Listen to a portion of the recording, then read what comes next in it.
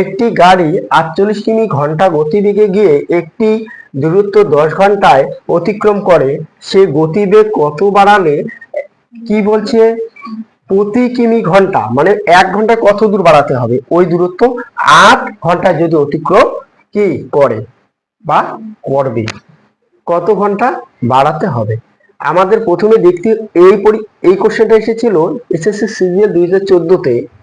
তাহলে এখানে বলছে 10 ঘন্টা যায়, 10 ঘন্টা যায়, তাহলে 1 ঘন্টা যাচ্ছে কত 48 কিমি, যেহেতু 1 ঘন্টা 48 কিমি যদি যায়, 1 ঘন্টা 48 কিমি যদি যায়, তাহলে 10 ঘন্টা যাচ্ছে কত 480 কিমি।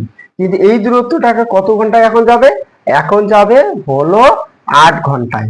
তাহলে 8 ঘন্টা যদি 8 দিয়ে যদি আমরা ভাগ করি এটাকে, তাহলে বাইর হচ্ছে কত 6 8 48 আর 0, তাহলে কি 60 ঘন্টা।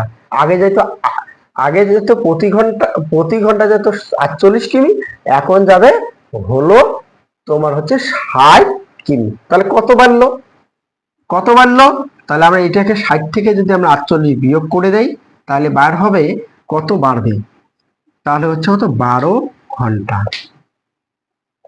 তাহলে 12 ঘন্টা কোথায় আছে, ডিতে। নমস্কার।